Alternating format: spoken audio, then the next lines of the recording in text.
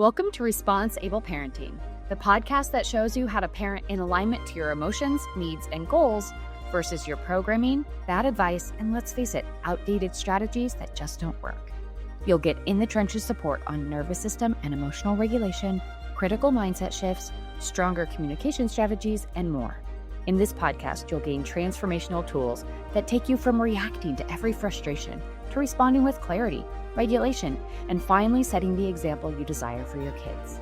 I'm Becky Jennings, your new parenting coach, and this is the ResponseABLE Parenting podcast. Let's get into it. My name is Renee. I have a 7-year-old and a 4-year-old, both boys. My 7-year-old is incredibly strong-willed. He's constantly fighting us on everything, and things were becoming incredibly challenging for us. Working with Becky was game-changing. Honestly, the tools that she's given us to deal with him and to try and make him feel more comfortable, have a better environment every day with less stress because of our own dysregulations, really enlightened our lives to the point of making us all function as a happier family. I have to say, working with Becky is unbelievable. She is automatically friend, a true companion in the search for higher ground. All of us are just drowning in day-to-day parenting, and I think it's incredibly important to get a life vest when possible. And Becky's there with a smile in hand saying, "Hey man, I got you," the whole way through. And I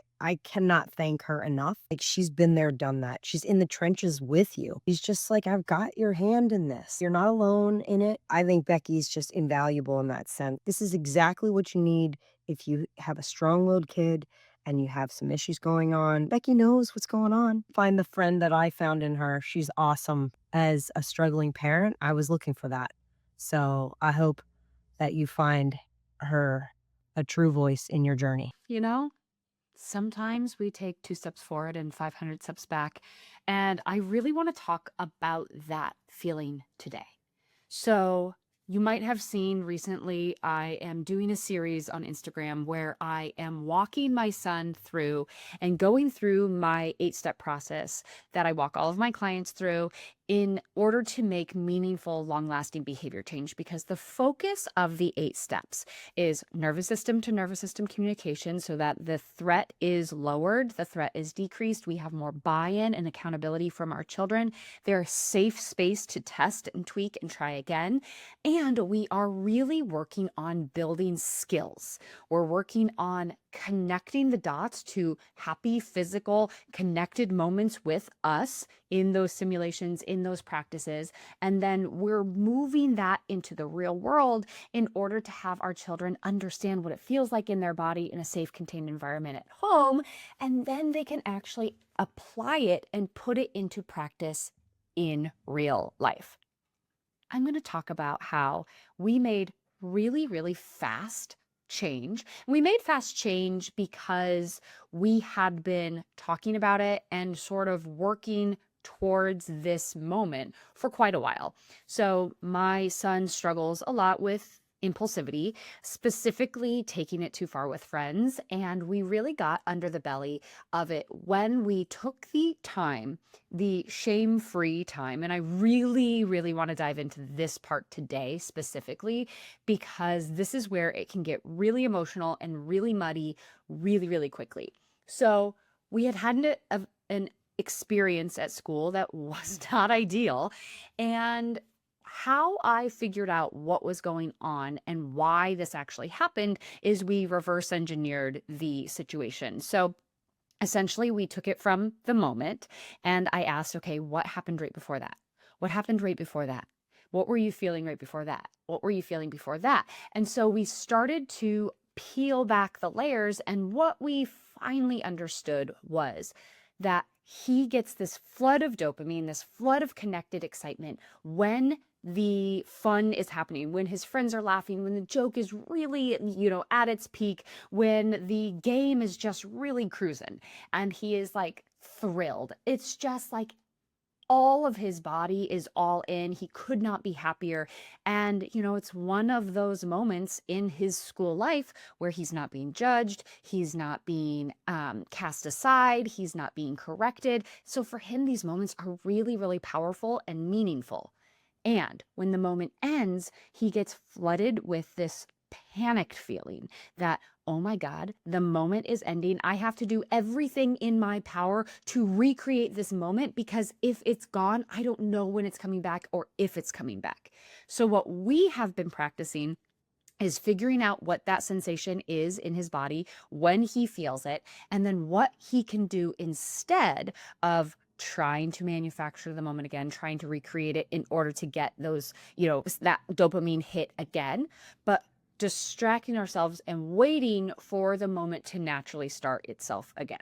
So, the series that I have been posting on Instagram is teaching this skill set of pausing when you feel that panic start to surge in your body, that you're, afraid that the moment isn't going to happen again. And so you try to recreate it.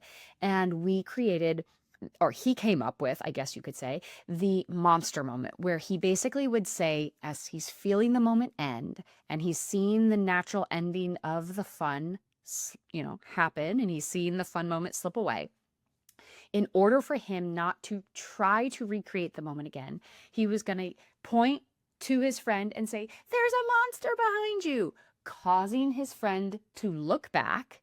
And then that would be his cue to run away, i.e., not touch his friends and take it too far. He came up with this. We got the buy-in. We've been practicing it at home, and we had a little bit of a backslide. I'm not going to go into the details because I want to preserve a little bit of my child's autonomy and not share all the nitty-gritty details. But we had a backslide, and he embellished the story for me. He embellished the story, making it appear as if he had been way more successful than he had been. There's a couple things to this. One, I think he really wanted to be very successful in it. And so he made it sound way more successful than it was. And he really wanted me to be proud of him, which is it's a hard thing to grapple with, where you're like, I would have been really proud of you. And now adding that extra kind of icky layer of embellishment / a little bit of a lie makes me feel a little bit worse. Now, here is the part where we as parents can really muck it up. This is where we can think to ourselves, oh my God, none of this is working. It's not working. He's not getting it. We are flooded with our own version of panic. We feel that pit in our stomach just sink so heavy. We feel our throat get so hot. We almost feel like we could, we're punched in the stomach. We feel like we could vomit. Our heart is shattered. And I know this sounds dramatic, but when you are in the thick of behavior change with your ADHD child, and you see a glimmer of hope and a minute moment of success, only to feel as if it has been ripped away from you, it can feel like a gut punch. It can feel devastating. And that's not an exaggeration of what it feels like. So we had that moment. And this is where 2 pieces of my 8-step process were absolutely fundamental and absolutely critical in order to manage my response in the moment. Those 2 critical components are nervous system regulation and the subconscious thoughts. When you experience a physical sensation, a physiological sensation, say that gut punch, the really tight, hot throat, that sinking heart feeling, those are nervous system cues alerting you to the perceived danger in front of you. They are essentially, whenever you feel something, anything, your body is going to, your subconscious is going to scan every single logged experience it has ever had.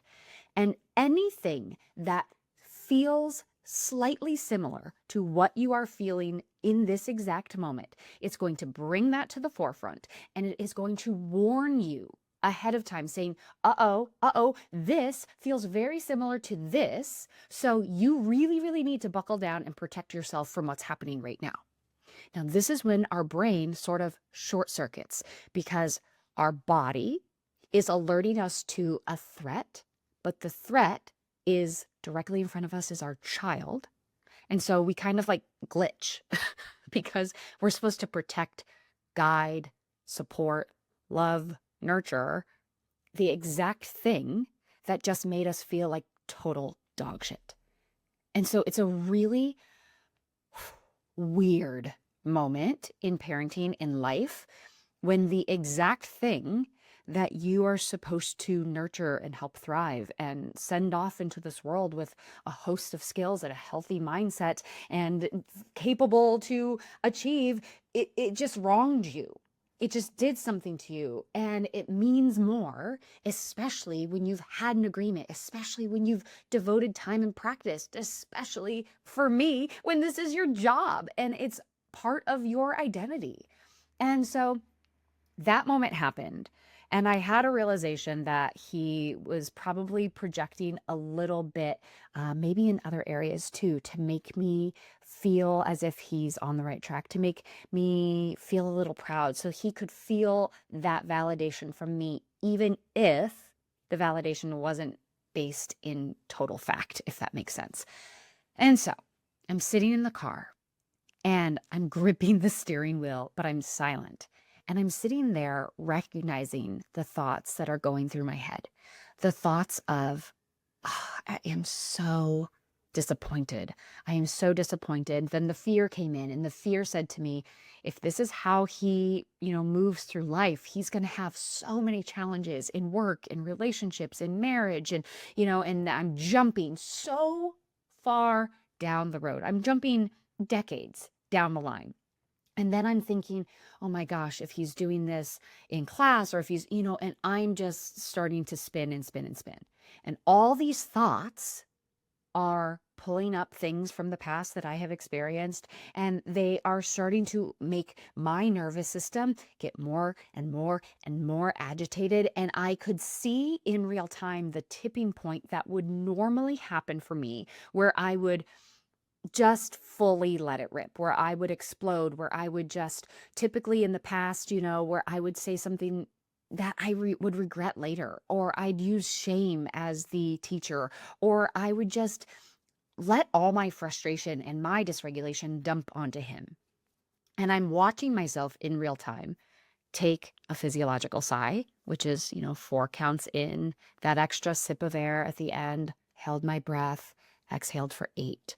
I'm feeling my body, and I'm listening to myself tell myself, you are safe. This isn't a threat. You're actually okay. We can solve this problem. Yes, this feels bad. You're right to notice that this feels bad. Now, this has taken a lot of practice to get here, but it's really fundamental in this process that we kind of peel back the emotional layer and the hurt from the moment. So the overall goal that my son and I had agreed to was that we were going to use this monster moment tool, the "there's a monster behind you," which would alert him to run the opposite direction. We were going to use that tool as a way to practice creating space between the fun moments so that we didn't take it too far. That was our goal. He probably did a teeny bit of this in the moment, but then he amplified it so much more in order to get the praise, in order to get the validation, in order to feel a little bit of the success on his own.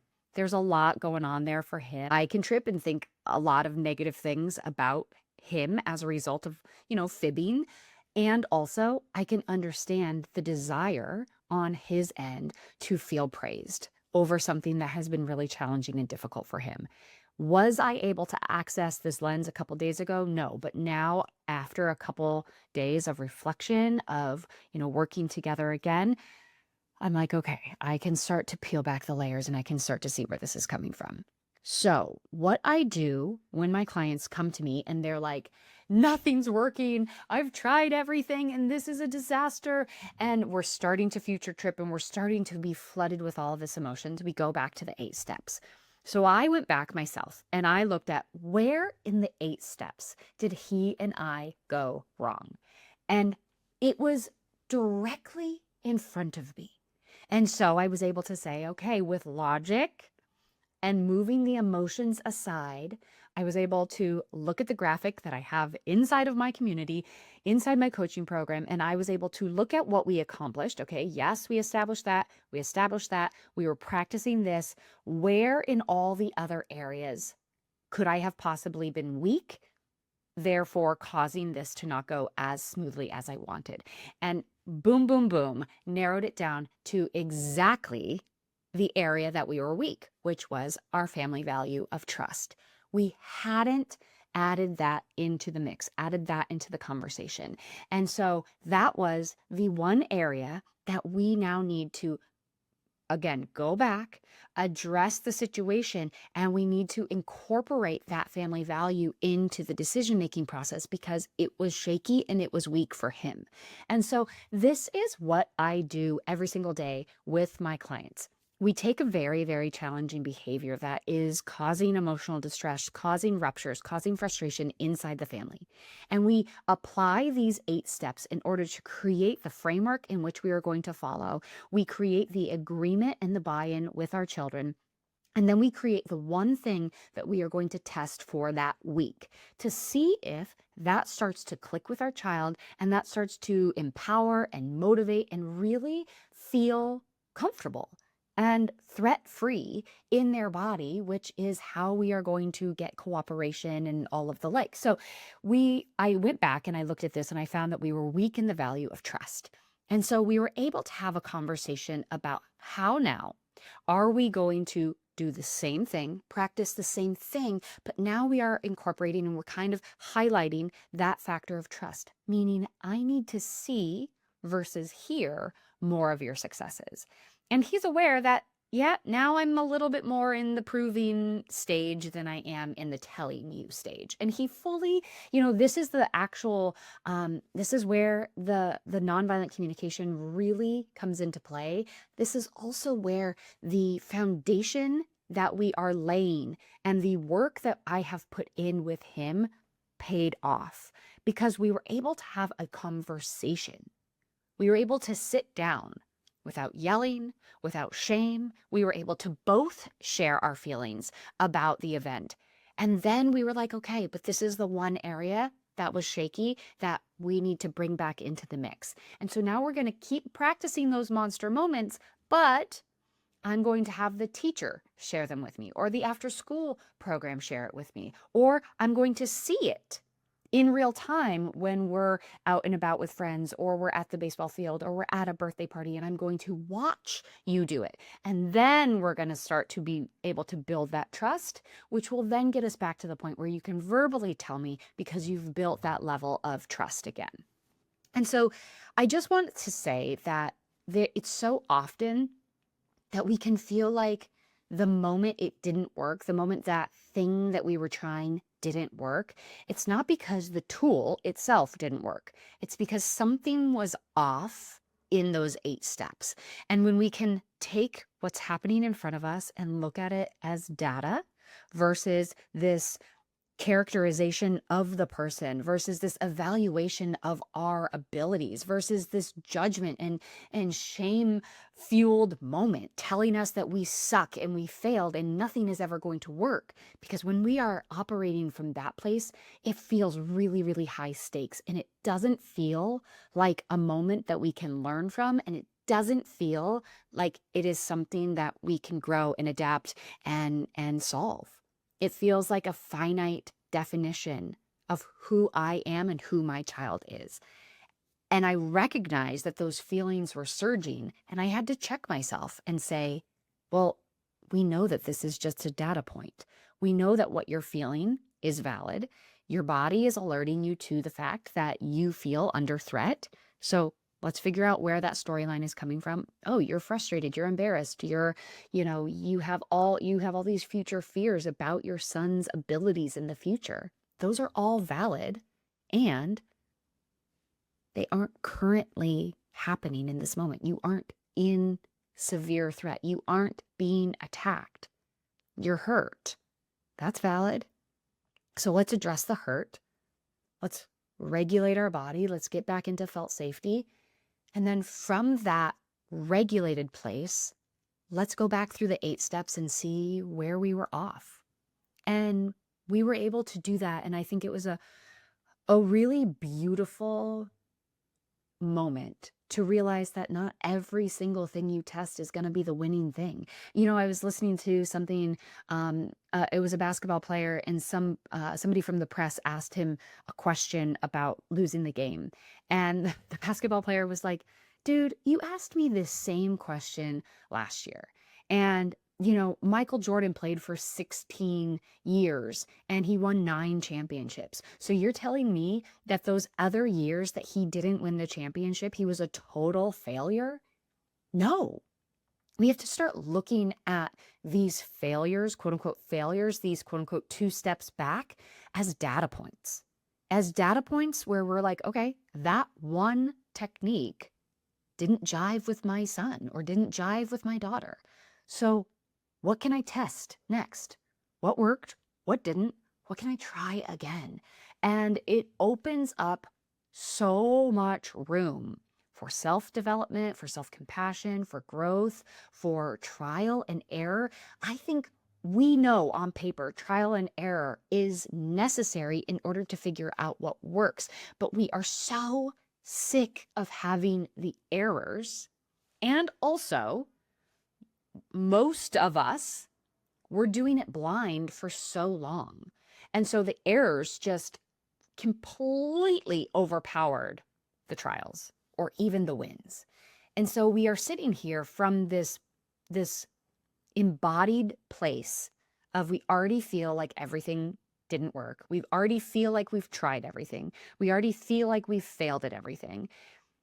And what is so necessary and so critical is to have a process to continue to look back at and assess from the data we just received from this moment, where were we shaky?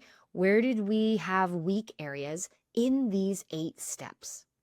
When you can do that, it starts to add the correct puzzle pieces to the problem, because these problems do feel unsolvable. In our body, from an emotional place, these problems feel unsolvable.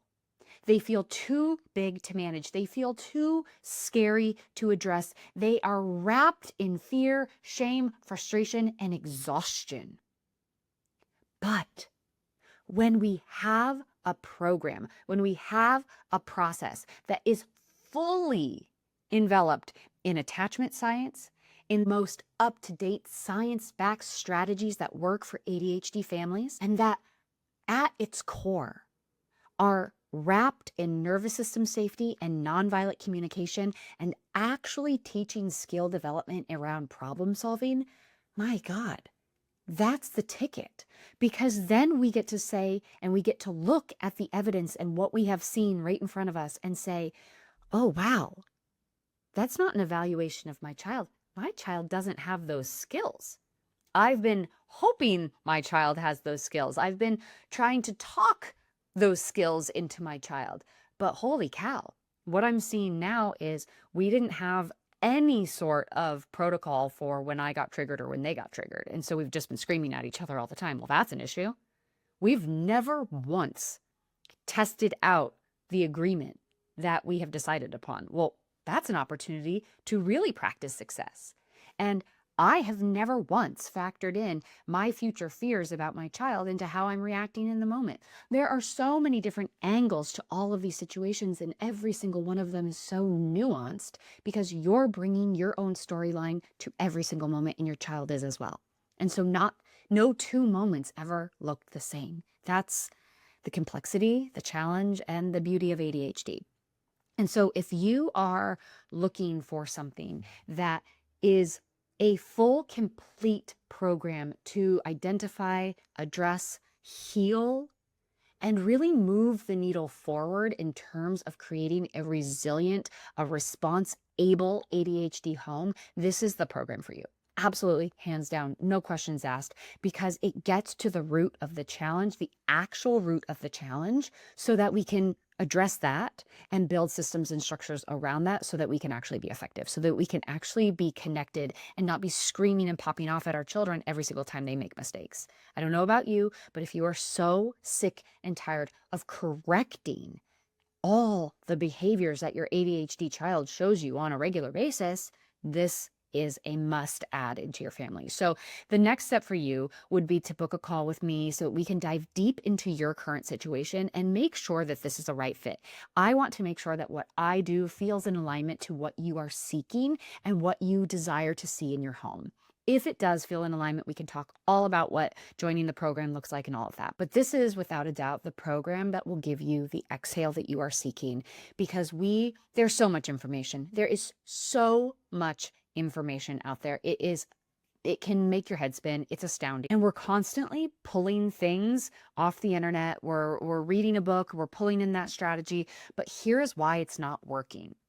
Because what we're doing is we're just trying to work on one part of the 8 steps. We're just grabbing that one tool and we're testing that out, but all of the other 7 are out of whack, are not in sync, haven't been communicated, haven't been agreed upon. Or we're trying to jam our agenda all the way through and we're just talking at our child, and they don't have any control over the situation, which is vitally important for our ADHD kids, and they don't have any buy-in. They don't care. And so when we follow these 8 steps and we take every single behavioral challenge through these 8 steps, I mean, imagine if you just focused on one a month out of your laundry list of things that you would love to see change. One a month. So at the end of a year, you have 12 behaviors that were driving you nuts in flow. They're working. You're seeing the replacement behavior. Oh man, the shift from constantly fighting to constantly bickering, repeating yourself to your blue in the face, to have those things start to solve themselves because you're doing these steps, it's a magical experience. And yes, part of the process is experiencing the backslide, feeling again the flood of sadness, the flood of doubt, the flood of frustration, and experiencing the same stimulus that would typically send us down the rabbit hole of taking everything away, of threatening, of yelling, of shaming, that would typically send us that way, experiencing the same moment and responding a totally different way. That is what changes our neurochemistry so that we can actually embody this very, very sturdy leader for our kids to be learning from and being guided by. When we constantly experience the same stimulus and we are trying something new and we are really hopeful about something and we have all of that emotion tied to it, and then it doesn't go the way we want, or we feel like we took 2 steps back, and then we immediately respond by threatening taking away all that laundry list that we typically do, nothing has changed. In fact, we have slowed the progress for our child. But instead of, think about this. If you experienced a moment where you were deeply dissatisfied with your kid and you were really frustrated by their choice, and instead you looked at that as a data point and you took it back to a reliable framework and you said, okay, what part of the framework is amiss right now? What is this data showing me? And then from there, you're like, okay, let's fix that part and let's try again. What is that teaching your child? You're teaching your child that every problem is solvable and that you are their teammate and that you are so deeply invested in their success and their longevity and their well-being that you're willing to put in the work with them. You're willing to stand by their side and support them through a challenging moment, as opposed to feeling like you need to give up, feeling like there's no point. You're a disaster of a child and I'm so disappointed in you, and why am I trying so hard when you screw up all the time? Those words are so readily available for us. Those feelings are just right there.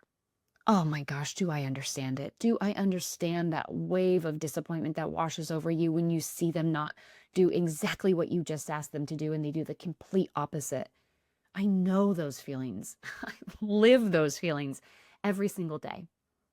And the growth and the maturity of a parent to an ADHD child is when you're looking at that as data and you're starting to see, okay, these are the skills we still need to develop. These are the skills I still need to support my child in. Where are we in the 8 steps? Have we fallen off? Where have we fallen off? What are we doing now? What are we going to test this week? So if you're looking for that sort of guidance and care and nurturing in your own process of parenting an ADHD child, this is absolutely a critical step for you. And it would be such an honor to get a chance to talk to you one-on-one, to dive deep into what's going on in your current situation and see how I can be supportive for you and if this is the right fit. So I have my calendar link in the show notes. You can go ahead and book a call. The call is completely free. It's just an opportunity for us to get to know each other and really get under the hood of what's going on for you and your family. So I really look forward to talking to you. Thank you for once again listening to, the challenges that I experience as well as a parent to an ADHD child. And I continue to promise that I will show up and share the good, the bad, and the really challenging moments and the growth that comes from it. All right, that's it for now. See you next week. Thank you for listening to the ResponseABLE Parenting Podcast. If you like what you heard, please take a moment to rate, review, and subscribe. If you know someone who would benefit from this podcast, I'd be honored if you'd share this episode with them. Until next time, know that you are enough, you are capable, you've made it through all of your hardest days, and we will keep growing on this parenting journey together. This podcast was produced by Kim Kelty and myself, Becky Jennings, and edited by the Kelty Method, Branding and Podcasting.